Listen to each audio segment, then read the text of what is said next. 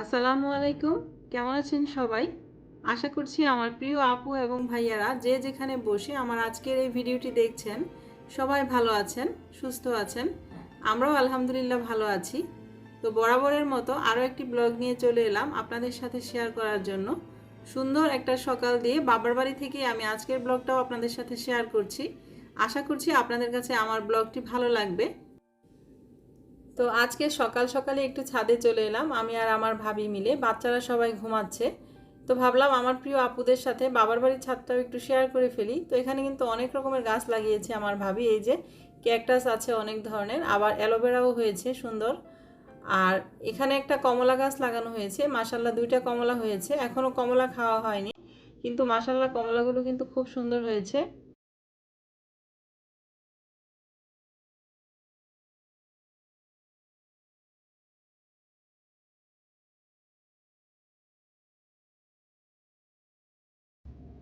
তো বাবার বাড়িতে আজকে আমার তৃতীয় দিন। আলহামদুলিল্লাহ আমরা সবাই মিলে অনেক ভালো আছি এবং অনেক মজা করছি। অনেক দিন পর একসাথে অনেক দিন থাকা হচ্ছে।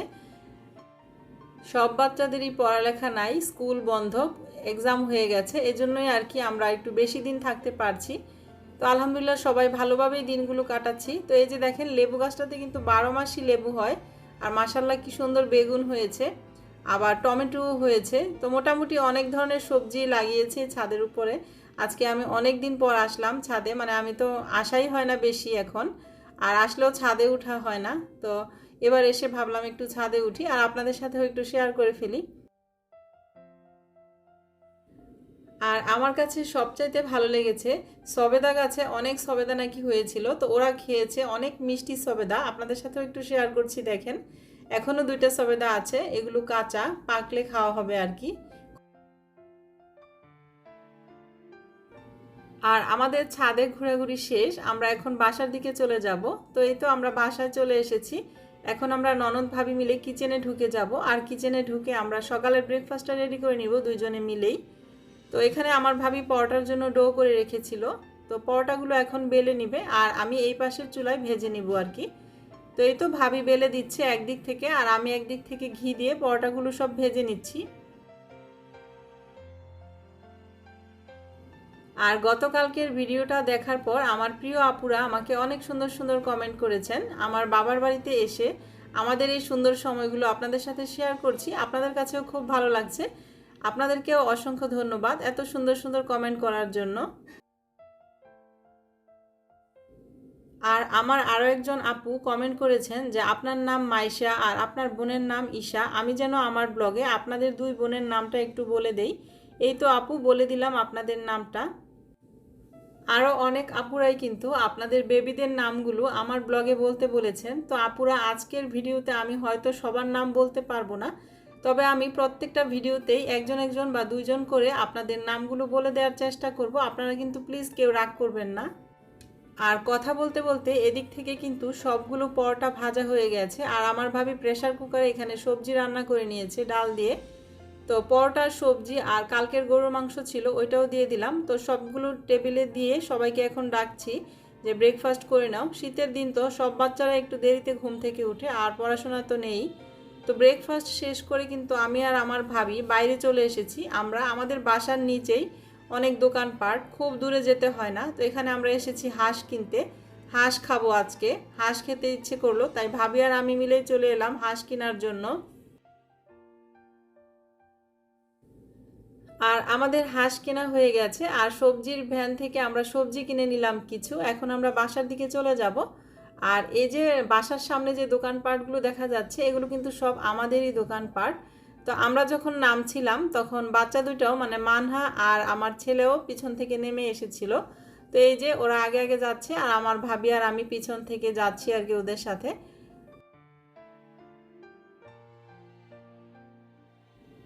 আর এখন বাসায় চলে এসেছি। তো বাসায় এসে ভাবি কিচেনে ঢুকে গেল, রান্না বান্নার জন্য সব কিছু রেডি করছে। আর আমি এদিক থেকে বিছানাগুলো সব গুছিয়ে নিচ্ছি। তো শীতের দিন বিছানার মধ্যে শুধু কম্বল আর কম্বল, সবগুলো বিছানার মধ্যেই কম্বল।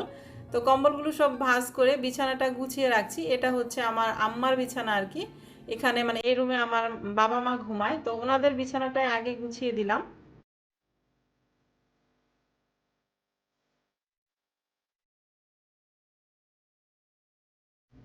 আমার রুমটা গুছিয়ে নিয়ে এখন আমি আমার ভাবির রুমে চলে এলাম। তো ভাবির রুমের বিছানাটাও একটু গুছিয়ে নিচ্ছি।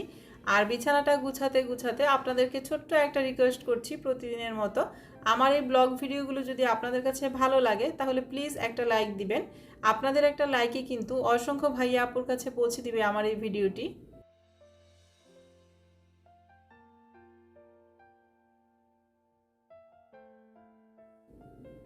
আর আমি কিন্তু বাবার বাড়িতে এসেও আমার কাজগুলো কেন শেয়ার করছি, আমার প্রিয় আপুরা কিন্তু আমার কাজ দেখতে খুব ভালোবাসেন এবং অনেক আপুরাই আমার বাবার বাড়িটাও দেখতে খুব পছন্দ করেন বা ভালোবাসেন। সেজন্যই কিন্তু আমার সব কিছু শেয়ার করা আর আমাদের এই সুন্দর মুহূর্তগুলোও আপনাদের সাথে শেয়ার করি, কারণ আমি জানি আমার অনেক প্রিয় আপু এবং ভাইয়াদের কাছে এই ব্লগগুলো খুব ভালো লাগে। আর আমি যেহেতু আমার ডেইলি অ্যাক্টিভিটিস আমার লাইফস্টাইল ব্লগগুলোই আপনাদের সাথে শেয়ার করি, সেজন্য তো আসলে সব কিছুই শেয়ার করতে হয়। বাবার বাড়িতে এখন বেড়াতে এসেছি, বাবার বাড়িতে বেড়াতে এসে আমরা কি মজা করছি, কি খাচ্ছি, কোথায় যাচ্ছি, সব কিছুই আপনাদের সাথে শেয়ার করার চেষ্টা করছি। আমি আশা করছি আপনাদের কাছে খুব বেশি ভালো লাগছে আমার এই ব্লগগুলো। আর আমার এই ব্লগ ভিডিওগুলো যদি আপনাদের কাছে ভালো লাগে অবশ্যই কিন্তু কমেন্ট সেকশনে কমেন্ট করে জানাবেন। আপনাদের একটা সুন্দর কমেন্ট কিন্তু আমাকে পরবর্তী কন্টেন্টটা তৈরি করতে অনেক বেশি উৎসাহিত করে। আর আপনাদের সাথে কথা বলতে বলতে ভাবির রুমটা পুরাটাই গুছিয়ে নিয়েছি, এখন চলে যাব আমি স্নেহার রুমে। তো স্নেহার রুমটাও একটু গুছিয়ে নিব।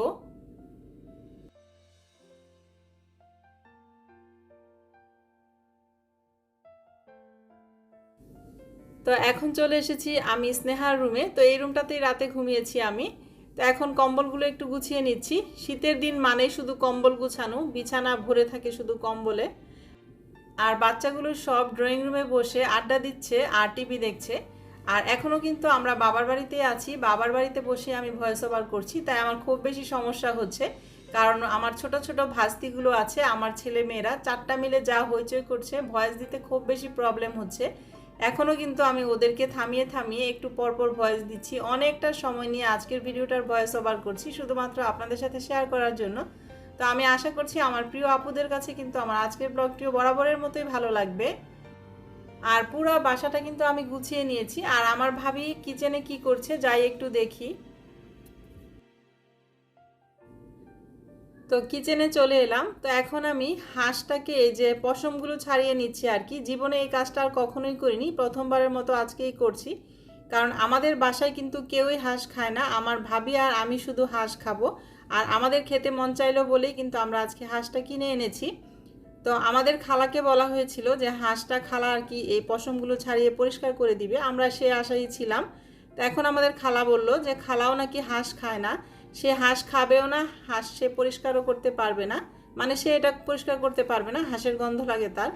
তো এখন আর কি করা, আমরা যেহেতু হাঁস খাবো আমি আর আমার ভাবি, তো আমরা বললাম যে ঠিক আছে, মেয়ে মানুষ হয়েছি যখন সব কাজই করতে হবে, জীবনে কখনো করি নাই তো কি হয়েছে, আজকে করে দেখব কিভাবে করি।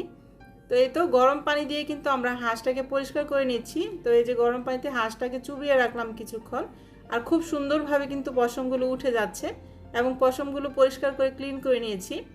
আর ভাবি এখন চুলায় হাঁসটাকে এই যে এভাবে পুড়ে নিচ্ছে, মানে পশম আরও কিছু হয়তো বা থাকে ওইটাই পুড়ে নিচ্ছে, এভাবে পুড়ে তারপর হাঁসটাকে কেটে নিবে। আর আজকে ভাবলাম আমি হাঁস রান্নার পুরো রেসিপিটাই আপনাদের সাথে শেয়ার করব, আশা করি আপনাদের কাছে ভালো লাগবে।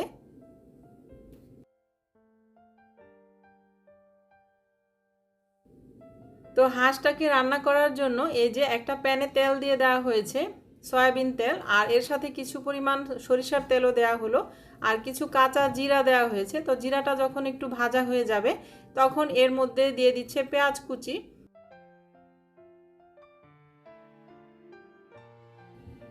পেঁয়াজটাকে ভালো করে কিছুক্ষণ ভেজে নিয়ে এর মধ্যে দারচিনি, এলাচি, তেজপাতা আর লং দিয়ে দেওয়া হলো। আবারও কিছুক্ষণ পেঁয়াজটাকে ভেজে হালকা ব্রাউন কালার করে নিব।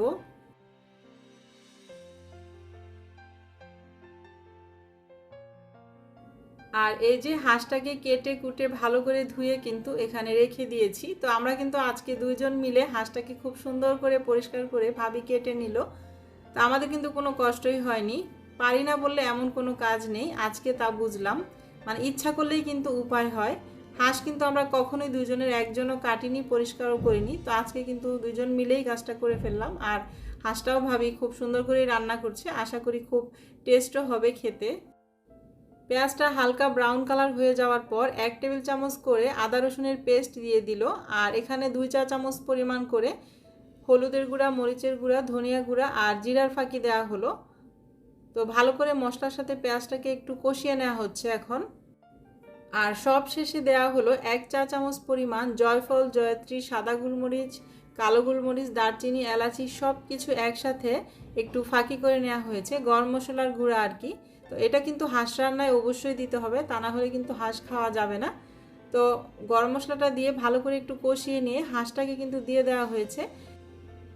আর এখন চুলার হিটটাকে মিডিয়ামে রেখে হাঁসের মাংসটাকে খুব ভালো করে কষিয়ে নিচ্ছি, কারণ হাঁসের মাংসটা কিন্তু ভালো করে কষাতে হবে, তা না হলে হাঁসের মাংস খেতে ভালো লাগে না। প্রথমে একবার কষিয়ে তারপর অল্প একটু পানি দিয়ে আবারও কষিয়ে নিব। আর হাঁসের মাংসটা হয়ে গেলেই কিন্তু রান্নাবান্না শেষ মোটামুটি। আর ভাবি এখন মানহাকে গোসল করানোর জন্য চলে গেছে। আর আমি ফ্রিজ থেকে লেবু নামিয়ে নিলাম, খালাকে দিয়ে দিলাম কাটার জন্য লেবু আর শসা। আর এই যে হাঁসের মাংসটাকে এদিকে ভালো করে একটু কষিয়ে নিয়ে অল্প একটু ঝোলের পানি অ্যাড করলাম। এই পানিটুকু দিয়ে আবারও একটু কষা কষা করে নিব। কষানো হয়ে গেলে তারপরে ফাইনালভাবে আর কি ঝোলের পানিটা অ্যাড করে দিব। তো এই যে 2বার কষিয়ে নিলাম, এখন ঝোলের পানি অ্যাড করে দিয়ে মিডিয়াম হিটে রেখে রান্না করে নিব আর কি। আর সব রান্নাবান্না হয়ে গেছে, হাঁসের মাংসটা হয়ে গেলেই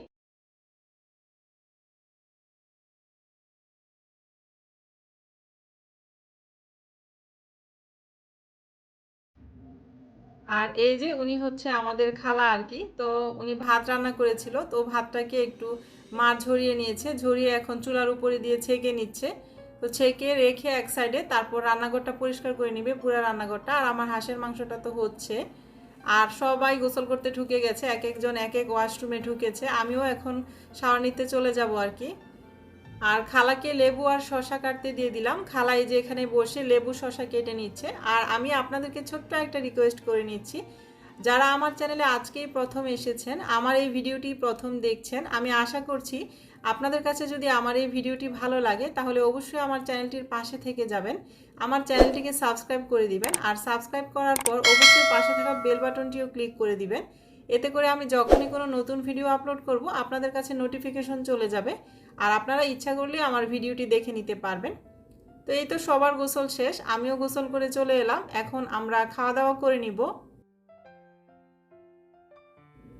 তো এই তো গোসল করে নামাজ পড়ে কিচেনে এলাম, তো এসে দেখি এই যে হাঁসের মাংসটা কিন্তু ভুনা ভুনা হয়ে গেছে, চুলার আগুনটা কমিয়ে আমি চলে গিয়েছিলাম। তো ভাবি আবার গোসল করে নামাজ পড়ে এসে এখন আবার দেখছি পোলাও রান্না করছে, বললো যে অল্প একটু পোলাও রান্না করে দেই। তো সকালবেলা কিন্তু পোলাওটা রান্না করার প্ল্যান ছিল না, ভাত রান্না করা হয়েছে। আর এই যে আমার বাচ্চাটা গিয়েছিল আমার বাবার সঙ্গে মসজিদে নামাজ পড়তে, আজকে তো ফ্রাইডে, তো ওরাও নামাজ পড়ে চলে এসেছে। তো ভাবি আবার ঝটপট করেই পোলাওটা রান্না করছে, বলল যে বাচ্চারা খেতে পছন্দ করে, আজকে যেহেতু শুক্রবার একটু পোলাও রান্না করে ফেলি। আর গরুর মাংস রান্না করা হয়েছে ওদের জন্য, কারণ ওরা তো আর হাঁসের মাংস খাবে না। আর এই যে হাঁসের মাংসটা কিন্তু আমি সার্ভ করে নিয়েছি, মাশাল্লাহ খুবই ইয়াম্মি হয়েছে দেখতে। তো এই যে আজকের দুপুরের খাবার, ভাবি টেবিলটাকে গুছিয়ে নিল, গরুর মাংস, হাঁসের মাংস, মূলা দিয়ে শুটকি রান্না করা হয়েছে, আর এখানে এই সবজিটা রান্না করা হয়েছিল সকালে, সেটাই রয়ে গেছে। তো এখন আমরা সবাই মিলে একটু দুপুরের খাওয়া দাওয়া করে নিই। আর খাওয়া দাওয়া করতে করতে আপনাদের সাথেও বিদায় নিয়ে নিচ্ছি আজকের মতো এখান থেকেই। সবাই সুস্থ থাকবেন, ভালো থাকবেন, দেখা হবে বা কথা হবে নেক্সট কোনো ভিডিওতে। সবাইকে আল্লাহ হাফেজ।